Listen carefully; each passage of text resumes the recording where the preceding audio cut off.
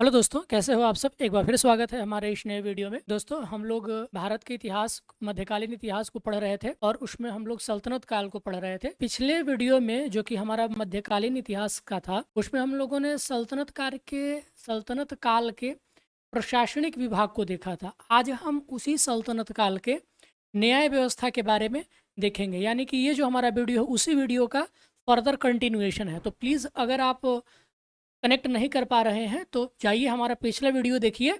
हमने पूरा सल्तनत काल शुरू से कराया हुआ है और उसी को हम आगे बढ़ा रहे हैं। तो प्लीज़ हमारा वो वाला वीडियो देखिए। पसंद आता हो तो लाइक करिए, शेयर करिए, सब्सक्राइब करिए और दोस्तों अपना कमेंट करना ना भूलें। चलिए आइए बढ़ते हैं, न्याय व्यवस्था के बारे में जानते हैं। ये सल्तनत के लिए है। सल्तनत पीरियड में न्याय व्यवस्था किस तरीके का था। तो सल्तनत का सर्वोच्च न्यायाधीश कौन होता था? स्वयं सुल्तान होता था, सर्वे सर्वा। सुल्तान के न्यायालय को क्या कहते थे? दीवान मजलिस कहा जाता था, या माजलिम भी कहते हैं इसको, दीवान मजालिम कहते थे इसको हम। और इस्लाम के कानूनी स्रोत क्या क्या है? तो कुरान है, हदीस है, इजमा है और कयास है। इन चार धर्म ग्रंथों के माध्यम से जो वहाँ का न्याय व्यवस्था होता है इस्लाम सल्तनत में, ये इनको देखा जाता था।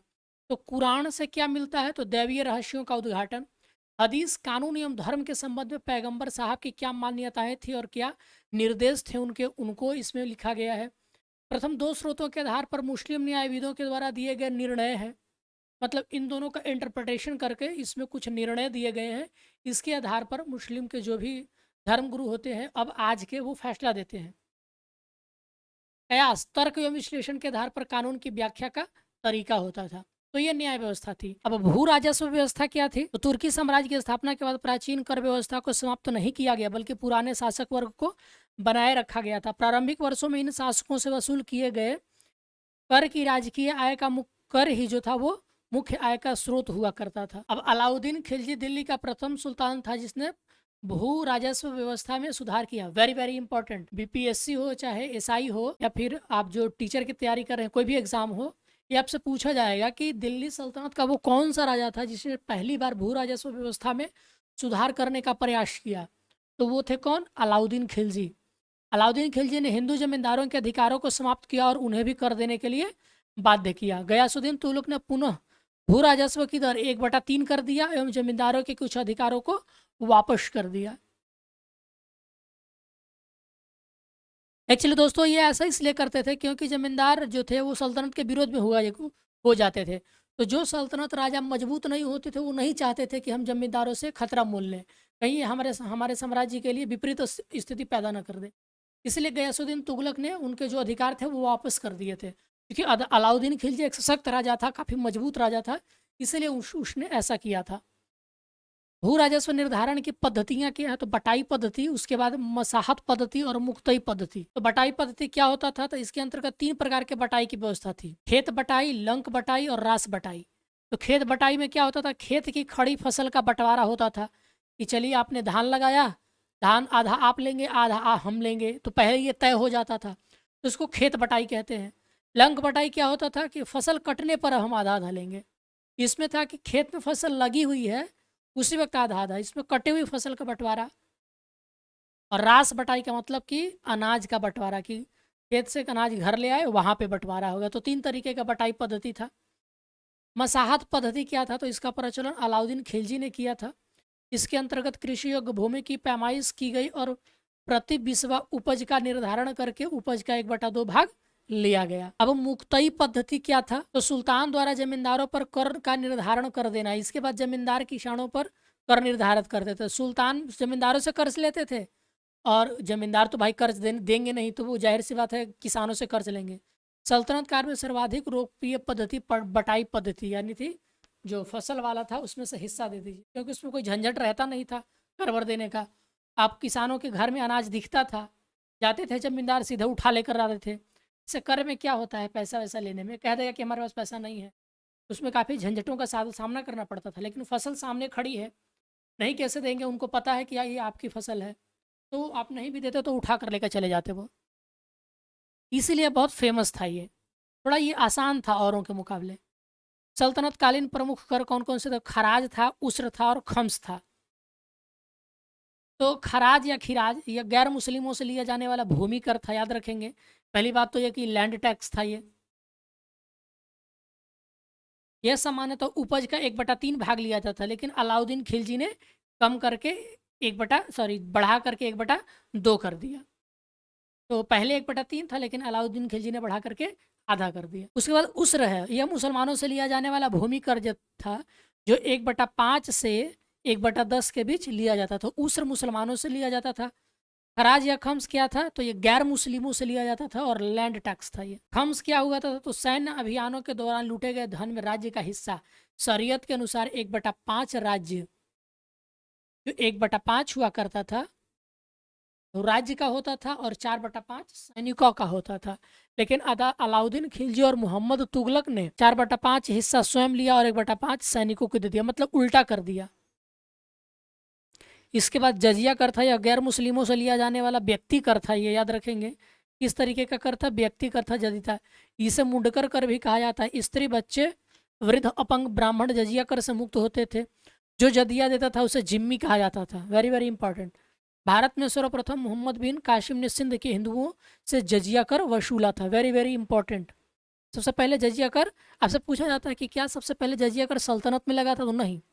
मोहम्मद बिन कासिम, याद रखेंगे, पहला मुस्लिम आक्रमणकारी 721 ईस्वी, उसने सबसे पहले सिंध के हिंदुओं से ये कर वसूला था। अब जक़ात क्या है, यह मुसलमानों से लिया जाने वाला धार्मिक कर था। यह धनी मुस्लिमों की आय का 21/2 यानी कि 2.5% हुआ करता था। 21/2 नहीं है, 2.1/2 है ये। तो आप ऐसे याद रखेंगे, ये 2.5% हुआ करता था। हर्ब या सर्ब क्या होता था, तो यह सिंचाई करता था, जो उपज का 1/10वां हिस्सा हुआ करता था। हर्ब या सर्ब। चरी क्या था, चारागाह कर था। घर क्या होता था, तो गृह टैक्स, जो हाउस टैक्स था, वो अलाउद्दीन खिलजी वसूला करता था। तरकात क्या होता था, तो यह लावारिस संपत्ति की जब्ती से होने वाली आय होती थी, तरकत। अब स्थापत्य कला को देखते हैं कि सल्तनत काल में स्थापत्य कला किस तरीके थी। तुर्क आक्रमणकारियों ने भारत पर आक्रमण से पहले पश्चिम और मध्य एशिया, उत्तरी अफ्रीका और दक्षिण पश्चिमी यूरोप की कला शैलियों की विशेषताओं को मिलाकर अपनी एक विशिष्ट स्थापत्य कला शैली का विकास कर लिया। इस्लाम में जीव जंतुओं के चित्र बनाने या मूर्ति बनाने पर प्रतिबंध था। इनकी जगह फूल, पत्तियां, ज्यामितीय चित्र एवं कुरान की आयतों को पत्थर पर खोदते थे और इस पर नक्काशी करते थे। अलंकरण की संयुक्त विधि को अबरस्क यानी कि अरबस्क विधि का नाम दिया गया था। चित्तौड़ का कीर्ति स्तंभ राणा कुंभा के शासनकाल में निर्मित हुआ। इस कीर्ति स्तंभ को राणा कुंभा की उपलब्धियों का स्मारक माना जाता है। इस स्तंभ का निर्माण राणा कुंभा ने महमूद खिलजी पर विजय प्राप्त करके उसकी स्मृति में बनवाया था। राणा कुंभा जो था, एक विद्वान के साथ साथ महान संगीतकार और कुशल वीणा वादक था। भारत का प्रथम मकबरा जो शुद्ध इस्लामी शैली में निर्मित हुआ था, वह बलबन का मकबरा था। बलबन ने मेहरौली क्षेत्र में स्वयं के मकबरे का निर्माण लाल पत्थर से कराया था। इसमें 3 कक्ष बनाए गए थे, जिसमें बीच के कक्ष में बलबन की कब्र एवं शेष कक्ष में उसके परिवार के लोगों की कब्र हुआ करती थी। अब कौन कौन से प्रमुख इमारतें बनी है सल्तनत काल में, तो इनको देख लेते हैं। तो देखिए, कुव्वत उल इस्लाम मस्जिद, ये दिल्ली में है। किसने बनाया था, कुतुबुद्दीन ऐबक। तो याद कैसे रखिए, कुव्वत में कु है, यहाँ भी कु है, तो कुव्वत अल इस्लाम मस्जिद कुतुबुद्दीन ऐबक ने बनवाया। इसका निर्माण 27 हिंदू और जैन मंदिरों की सामग्री से किया गया था। यह दिल्ली की पहली इस्लाम इमारत थी। Very very important. दिल्ली की पहली इस्लाम इमारत कुव्वत अल इस्लाम मस्जिद था, जिसको मोहम्मद बिन तुगलक ने दिल्ली में बनवाया। 2.5 दिन का झोपड़ा, ये तो आपने बहुत सुना होगा। तो ये भी कुतुबुद्दीन ऐबक ने बनाया, अजमेर में है ये। यह एक संस्कृत विद्यालय को तोड़वा करके बनाया गया था 2.5 दिन का झोपड़ा। अब कुतुब मीनार, आपको पता होगा कि कुतुबुद्दीन ऐबक ने इसका निर्माण कर शुरू कराया था। प्रथम मंजिल का निर्माण ऐबक ने कराया, दिल्ली में है। तो यहाँ भी कु याद रखेंगे आप। तो 2 हो गया, कु से याद रखेंगे कुतुबुद्दीन। बाकी 2.5 दिन का झोपड़ा, तो यहाँ कुतुबुद्दीन ऐबक आपको याद रखना है। वैसे भी आदमी को ये याद रहता है। पूरा इल्तुतमिश ने करवाया, जो आपका कुतुब मीनार था। इसका नाम सूफी संत कुतुबुद्दीन बख्तियार काकी के नाम पर है। तो यहाँ देखिए, यहाँ भी कु है। तो देखिए, कुतुब मीनार कुतुबुद्दीन ऐबक ने बनवाया, पूरा किया इल्तुतमिश ने। अब कुतुबुद्दीन बख्तियार काकी, जो कि एक सूफी संत थे, उनके नाम पर इसका नाम रखा था कुतुबुद्दीन ऐबक ने, क्योंकि वो इनको बहुत मानता था। वो मूल रूप में 4 मंजिला लाल पत्थर की बनी हुई है। ये काफ़ी इंपॉर्टेंट है। किस चीज़ की बनी हुई है, तो लाल पत्थर की, रेड सैंडस्टोन की बनी हुई है ये। फिरोज शाह तुगलक के समय में बिजली गिरने से 4थी मंजिल ध्वस्त हो गई। तब फिरोज शाह तुगलक ने संगमरमर से 4थी और 5वीं मंजिल का निर्माण कराया। तो याद रखेंगे 3 शासकों का इसमें योगदान है। एक तो कुतुबुद्दीन ऐबक हो गए, दूसरे इल्तुतमिश हो गए और तीसरे हो गए फिरोज शाह तुगलक। तो 3 शासकों का संबंध है कुतुब मीनार में, आप भूलेंगे नहीं। सीरी का किला, तो ये दिल्ली में है, अलाउद्दीन खिलजी ने बनवाया इसको। तो आप याद रखेंगे सीरी खिलजी, ऐसे कुछ बैठ रहा है, सीरी मतलब खिलजी, सीरी खिलजी, ऐसे याद रखिएगा। तो मंगोलों से दिल्ली की रक्षा है तो एक मजबूत किले का निर्माण किया था, ये भी दिल्ली में है, सीरी का किला। अलाई दरवाज़ा, देखिए इसमें ल है, यहाँ भी ल है, आप ऐसे करके याद रख सकते हैं। अलाई दरवाज़ा अलाउद्दीन खिलजी, कहाँ बना है? दिल्ली में। सल्तनत काल की पहली इमारत जिसमें संगमरमर का प्रयोग हुआ, वेरी वेरी इंपॉर्टेंट। अलाउद्दीन का दरवाज़ा किसने बनाया? अलाई दरवाज़ा किसने बनाया? तो अलाउद्दीन खिलजी ने, दिल्ली में। पहला संगमरमर से बना हुआ सल्तनत इमारत था ये। जामियत खान मस्जिद, ये बनाया था किसने? तो अलाउद्दीन खिलजी के समय में खिज्र खां के द्वारा। देखिए यहाँ पर ज है, यहाँ पर ज है, आप ऐसे याद रखेंगे। तो खिज्र खां ने, तो यहाँ भी ज है, यहाँ भी ज है, तो खिज्र खां बनाया था, अलाउद्दीन खिलजी के समय बना हुआ है। दिल्ली में ही सल्तनत काल की पहली इमारत जो विशुद्ध इस्लामिक शैली में बना है, जामियत खान मस्जिद। 56 कोट, ये कौन बनाया? गयासुद्दीन तुगलक ने बनाया। दिल्ली, गयासुद्दीन तुगलक का महल था, यह सुनहरी ईंट से बना हुआ है। गयासुद्दीन तुगलक का मकबरा गयासुद्दीन तुगलक ने बनाया है, जिसका मकबरा उसी ने बनाया। दिल्ली में एक मकबरा झील के मध्य निर्मित किया गया है। सिकंदर लोधी का मकबरा सिकंदर लोधी ने ही बनाया, सब दिल्ली में। ये भारत का पहला मकबरा जिसमें दोहरे गुंबद का निर्माण किया गया। मोती मस्जिद, ये मोठ मस्जिद है, दिल्ली में बना, सिकंदर लोधी के वजीर मियाँ भुआ ने बनवाया। सामने की दीवार में 5 मेहराब द्वार थी। तो ये कुछ थे आपके दिल्ली सल्तनत के प्रमुख स्थापत्य कला। अब साहित्य के बारे में जानते हैं। तो अमीर खुसरो को खड़ी हिंदी बोली का जनक माना जाता है। एक नई काव्य शैली, सबक ए हिंदी अर्थात हिंदुस्तानी शैली के जन्मदाता थे। इन्हीं को हिंदवी भी जनक माना जाता है। अमीर खुसरो का जन्म पटियाली नामक स्थान में हुआ था। पहले यह स्थान एटा जिले में था, वर्तमान में यह कासगंज में पड़ता है। आपको पता होगा कि एटा पाकिस्तान में पड़ता है। अब कौन कौन से सल्तनत कालीन आपका साहित्य था? तो देखिए, तारीख हिंद अरबी में लिखा गया है, अलबेरूनी यानी कि अबू रेहान भी इनको कहते हैं हम।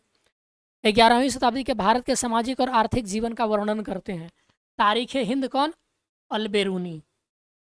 ताज उल मसीर हसन निज़ामी, ये बहुत ही इम्पॉर्टेंट है।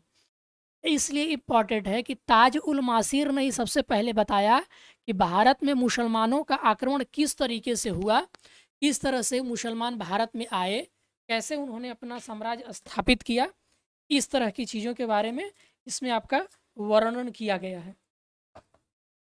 ठीक है दोस्तों, तो ये एक ऐसा ग्रंथ था जिसमें भारत में मुस्लिम शासक के प्रारंभ का वर्णन करता है। ठीक है ना दोस्तों? यानी दोस्तों, अगर आपको वीडियो पसंद आ रहा हो तो प्लीज़ आप लाइक करिए, शेयर करिए, सब्सक्राइब करिए और प्लीज़ अपना कमेंट करना ना भूलें। चलिए हम लोग टॉपिक पे आते हैं। तो तबाकत ए नसीरी ये मिनहास उल सिराज ने लिखा है। ठीक है दोस्तों, किसने लिखा है तबाकत ए नसीरी? तो मिनहास उल सिराज ने, काफ़ी फेमस किताब का नाम है ये। 1259 ईस्वी में इतिहास का संकलन करता है। तबाकत ए नसीरी मिनहास उल सिराज। मुफ्ताह एल फतूह, देखिए फतूह नाम से 2 किताब लिखे गए हैं। तो जो मिफ्ताब ए फतूह है, ये अमीर खुसरो ने बलबन से लेकर के जलालुद्दीन खिलजी के समय का विवरण है इसमें। एक है खजाइन उल फतूह, ये गयासुद्दीन तुगलक तक 7 सुल्तानों के दरबार की शोभा बढ़ाई। इन्हें तूती हिंद भी कहा जाता है। तो अलाउद्दीन खिलजी के विजयों का वर्णन है इसमें। देवल रानी खिज्र खानी, ये तूती हिंद भी कहा जाता है इसको। खिज्र खां एवं देवल रानी के प्रेम की कथा का वर्णन है। तुगलक नामा, गयासुद्दीन तुगलक के समय का वर्णन है। तारीख है फिरोज शाही। जियाउद्दीन बरनी, यह सल्तनत काल के प्रमुख इतिहासकार थे। फिरोज शाह तुगलक को समर्पित है। इसमें 1259 से लेकर के फिरोज शाह तुगलक के शासन तक का इतिहास है। फतवाए जहांदारी, जियाउद्दीन बरनी, तारीख फिरोज शाही का पूरक ग्रंथ है। तारीख फिरोज शाही शम्स एक सिराज अफीक, फिरोज के शासनकाल को समर्पित है। फतवाए जहांदारी बहुत पूछा जाता है, जियाउद्दीन बरनी। तारीख फिरोज शाही शम्स सिराज अफीक। और फतूह ए उस सलातीन, ये इस्लाम या इसामी ने इसको लिखा है, या बहमनी सुल्तान बहमन शाह के दरबार में रहता था। कौन? इशामी। महमूद गजनवी से लेकर के मोहम्मद तुगलक तक का वर्णन है। इसमें मोहम्मद तुगलक की अत्यधिक आलोचना की गई है। किताब उर रेहला, ये अरबी में लिखी गई है। रेहला आपको पता होगा इब्न बतूता ने यह लिखा है। यह मोहम्मद बिन तुगलक के शासनकाल में मोरक्को से दिल्ली आया था। मोहम्मद तुगलक ने इसे दिल्ली का काजी नियुक्त किया था। इस ग्रंथ का एक भाग दिल्ली सल्तनत को समर्पित है। फतुहात ए फिरोज शाही फिरोज शाह तुगलक ने लिखा और ये फिरोज शाह तुगलक की आत्मकथा है। अब कुछ दिल्ली सल्तनत के विविध चीज़ों के बारे में जान लेते हैं। तो दस्तार बंदान यानी कि पगड़ी धारण करने वाले सल्तनत काल में उलेमा वर्ग के जो उच्च धार्मिक और न्यायिक पदों पर आसीन थे उनको दस्तार बंदान कहा जाता था। वस्तुतः ये लोग आधिकारिक रूप में सिर पर पगड़ी पहनते थे। 13वीं और 14वीं शताब्दी में भारतीय कृषक गेहूं, धान, जौ, चना, टमाटर, सरसों तेल, कपास, गन्ना आदि की खेती करते थे, लेकिन मक्का की खेती कहीं नहीं करते थे। इब्न बतूता ने अपने ग्रंथ में लिखा है रेहला में कि भारतीय किसान वर्ष में 3 फसल उगाते थे। यहाँ गेहूं, धान, गन्ना, कपास की खेती बड़े पैमाने पर होती थी। जौहर प्रथा की शुरुआत राजपूतों के समय में हुई थी। वस्तुतः राजपूतों ने मुस्लिम आक्रमणकारियों से स्त्रियों की सम्मान की रक्षा हेतु यह प्रथा प्रारंभ की थी। जब राजपूत राजा युद्ध में पराजित हो जाते थे तो राजपूत महिलाएं सम्मिलित रूप से अग्नि की चिता जलाकर उसमें जल जाती थी। इसी प्रथा को जौहर प्रथा कहते हैं। सती प्रथा एवं बाल विवाह की प्रथा पहले से चली आ रही थी। भारत में पोलो खेल का प्रचलन तुर्की से किया था। गुलाम वंश के शासक कुतुबुद्दीन ऐबक लाहौर में पोलो का खेल खेलते समय घोड़े से गिर गए और अंततः उनकी मृत्यु हो गई। ठीक है दोस्तों, अब हम यहाँ से क्षत्रिय राज के बारे में पढ़ लेते हैं। तो विजयनगर साम्राज्य 1336 से 1678 ईस्वी में मध्यकाल में स्थापित होने वाला प्रथम हिंदू राज्य विजयनगर साम्राज्य था। इसकी स्थापना हरिहरम बुक्का ने 1336 ईस्वी में किया था। माधव विद्यारण नामक विद्वान ब्राह्मण की प्रेरणा से किया था। किसका? माधव विद्यारण। हरिहर एवं बुक्का द्वारा प्रारंभ में स्थापित हम्पी, जिसको हस्तिनावती नाम भी के नाम से जाना जाता है, नामक राज्य की ही कालांतर में विजयनगर नाम से प्रसिद्ध हुआ। विजयनगर साम्राज्य 342 इस वर्षों तक चला। इस बिल्कुल 4 वंशों ने शासन किया, संगम, शलुव, तुलुव और अरिवेडु। तो सबसे पहले हम बात करते हैं संगम वंश की। तो संगम वंश की स्थापना किसने की थी? तो हरिहर बुक्का ने की थी। हरिहर प्रथम के बारे में जानते हैं। तो ये संगम वंश का प्रथम शासक था। इसने अनेगोंदी को अपनी राजधानी बनाई थी। हरिहर प्रथम ने अपने शासन के 17 वर्ष बाद विजयनगर को अपनी राजधानी बनाई। फिर इसी के नाम पर विजयनगर साम्राज्य पड़ गया। बुक्का प्रथम, हरिहर प्रथम के बाद बुक्का प्रथम का शासन था। इसने मदुरा को जीतकर, मदुरा मतलब मदुरै की बात यहाँ है, को जीतकर अपने राज्य में मिलाया। कृष्ण वैदिक धर्म को प्रोत्साहन दिया। इस उपलक्ष्य में वेद मार्ग प्रतिष्ठापक की उपाधि धारण की थी। हरिहर द्वितीय कौन थे? तो बुक्का प्रथम का पुत्र था। यह विजयनगर का प्रथम शासक था जिसने महाराजा धीराज की उपाधि धारण की थी। अब देवदाय प्रथम कौन थे? तो इसके समय इटली का प्रथम यात्री निकोलो कोंटी ने विजयनगर साम्राज्य की स्थापना की थी। ये देवराय प्रथम है, देवदाय नहीं। अब देवराय द्वितीय इस वंश का सबसे महान शासक था, जो जनसाधारण में इंद्र के अवतार के नाम से जाना जाता है। इसके समय में फारस के शासक शाहरुख ने अब्दुल रजा को अपना दूत बनाकर 1442 ईस्वी में इसके दरबार में भेजा था। देवराय द्वितीय ने बड़ी संख्या में अपनी सेना में मुसलमानों को भर्ती किया और उनके उपयोग के लिए एक मस्जिद का निर्माण कराया। विरूपाक्षरा यह संगम वंश का अंतिम शासक था। अब आगे बढ़ते हैं। तो सलुवा वंश है। सलुवा वंश का संस्थापक कौन था? सलुवा नरसिंह था। इमाड़ी नरसिम्हा। सलुवा नरसिंह के 2 पुत्र थे, तिम्मा और इमाड़ी नरसिम्हा। तिम्मा की हत्या के पश्चात इमड़ी नरसिम्हा को गद्दी पर बैठाया गया। इमाड़ी नरसिम्हा के वयस्क होने पर उसने अपने संरक्षक नरस नायक से विवाद हो गया। अब पढ़ते हैं तुलुव की। ये 1505 से 1565 तक था। वीर नरसिंह तुलुव वंश की स्थापना किया था इसने केवल 4 साल तक शासन किया। इमड़ी नरसिंह की हत्या कर सिंहासन पर अधिकार करने के कारण इसके विरुद्ध असंतोष फैल गया था। अब कृष्णदेवराय के बारे में बात करते हैं, जो काफ़ी चर्चा में रहते हैं। याद रखेंगे, ये तुलुव वंश थे। विजयनगर साम्राज्य का सबसे महान राजा हुए। इसके शासनकाल में सफलताओं का युग था। इसने बीजापुर राज्य से रायचूड़ का दुआब जो था वो जीत लिया था।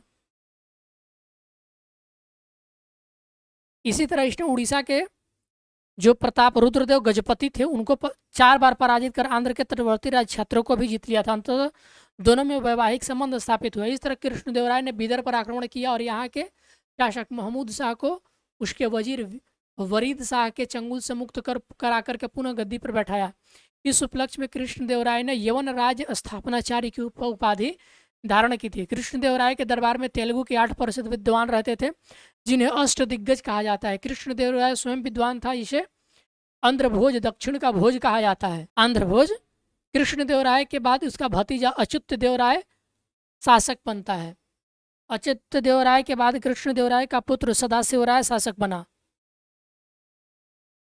सदाशिवराय का प्रधानमंत्री रामराय था, जो प्रतिशासक के रूप में सारी शक्तियां अपने हाथों में ले लिया। अली आदिल शाह ने रामराय से कुछ किलों की मांग की और रामराय ने लेकिन इनकार कर दिया। परिणाम स्वरूप 23 जनवरी 1565 ईस्वी में तालीकोटा का युद्ध होता है। आप नाम लिखेंगे, बहुत बार ये क्वेश्चन पूछा गया है कि तालीकोट का युद्ध जो है किनके किनके बीच और कब हुआ था। तो याद रखेंगे, अली आदिल शाह और रामराय के बीच ये 1565 ईस्वी में हुआ था। इस युद्ध को बनहट्टी या राजसी तंगड़ी युद्ध या कृष्ण नदी के युद्ध के नाम से भी जाना जाता है। वेरी वेरी इंपॉर्टेंट है ये। आगे बढ़ते हैं तो हमारा लास्ट शासक था अराविडो, जो 1570 से 1678 ईस्वी तक रहा। अराविडो वंश का संस्थापक तिरुमल था। तिरुमल का पुत्र वेंकट द्वितीय इस वंश का सबसे महान शासक था। वेंकट द्वितीय के शासनकाल के समय राजा बोडियार ने मैसूर राज्य की स्थापना की थी। वेंकट द्वितीय ने चंद्रगिरी को अपनी राजधानी बनाई। इसके समय में निदेशों के अनेक राजनयिक मंडल यहाँ आए। वेंकट द्वितीय को चित्रकला में अत्यधिक रुचि थी। इसे ईसाई धर्म से संबंधित चित्र पसंद थे। विजयनगर कालीन प्रशासन, विजयनगर साम्राज्य का प्रशासन केंद्रोमुखी प्रशासन था। विजयनगर राज्य का स्वरूप राजतंत्रात्मक था। इसका प्रमुख राजा स्वयं हुआ करता था। विजयनगर के राजा राय की उपाधि धारण करते थे और स्वयं को ईश्वर तुल्य मानते थे। राजा की सहायता करने के लिए 2 परिषदें हुआ करती थी, राज्य परिषद और मंत्री परिषद। तो इसका स्वरूप बहुत व्यापक होता था। राजा इसी सलाह पर नीतियों को बनाता था। इसकी स्थिति औपचारिक हुआ करती थी। मंत्री परिषद, इसका स्वरूप छोटा था, जिसमें 20 सदस्य होते थे। इसमें प्रधानमंत्री, उपमंत्री, विभागों के सदस्य होते थे। इसमें विद्वान, राजनीति में निपुण 50 से 70 वर्ष की आयु वाले निपुण व्यक्ति को इसका सदस्य बनाया जाता था। इसका अध्यक्ष प्रधानमंत्री, महाप्रधानी प्रधानमंत्री होता था। राजा के बाद युवराज का स्थान आता था। अब भू राजस्व व्यवस्था की बात कर लेते हैं। तो विजयनगर साम्राज्य में राजकीय आय का मुख्य स्रोत क्या था? तो भू राजस्व था, जिसे शिष्ट कहते थे। ये बहुत बार पूछा गया है दोस्तों एग्जाम में। भू राजस्व भूमि की उपज के आधार पर निर्धारित किया जाता था, जो सामान्यतः 1/4 से लेकर 1/4, 1/3 होता था। 16वीं शताब्दी के मध्य में सदाशिव राय के काल में नाइयों को व्यवसायिक कर से मुक्त कर दिया गया था। अब न्याय व्यवस्था के बारे में बात करते थे तो 4 प्रकार के न्यायालयों की व्यवस्था की गई थी। प्रतिष्ठाता न्यायालय, चल न्यायालय, मुद्रिता न्यायालय और शस्त्रिता न्यायालय। तो प्रतिष्ठाता न्यायालय जो था ये ग्राम एवं नगर में स्थापित होते थे, जो प्राचीन सभा के रूप में थे। चल न्यायालय समय समय पर अलग अलग स्थानों पर कुछ समय के लिए स्थापित होता था।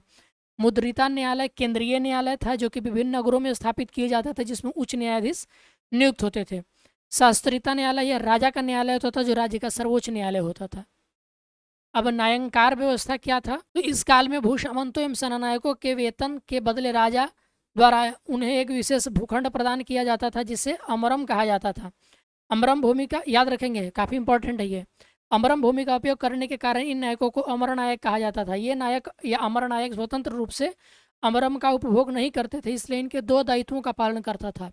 इस भूमि से प्राप्त आय का एक अंश जो था राजा के खजाने में जमा करना होता था, और इस भूमि से प्राप्त आय में से राजा की सहायता के लिए एक सेना का निर्माण करना होता था। दायित्वों का निर्वाह न कर पाने पर उनको दी गई भूमि वापस ली जाती थी। ये नायक आंतरिक मामले में काफ़ी स्वतंत्र होते थे। इनके स्थानांतरण का कोई उल्लेख नहीं मिलता है। कमजोर शासकों के समय में ये नायक अत्यधिक उच्छृंखल हो जाते थे और इनको नियंत्रित करने के लिए महामंडलेश्वर की नियुक्ति की जाती थी। न्यायंकार व्यवस्था इस प्रथा से मिलती जुलती है। अब आयगार व्यवस्था क्या था? तो आज भी वहाँ देखेंगे तो आयंगर और न्यायंकार अभी भी है वहाँ पे।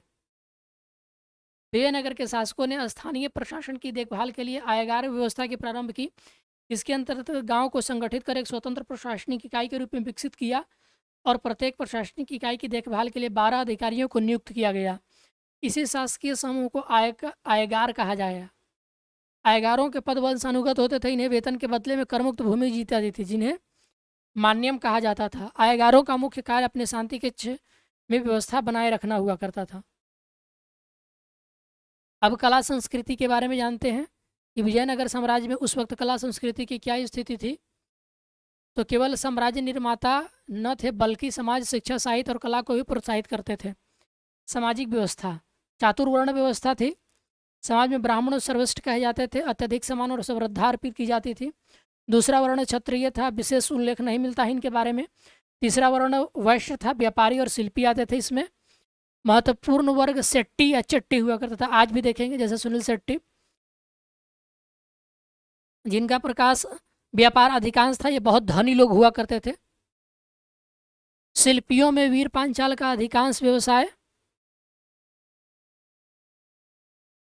इन्हीं के हुआ करते थे।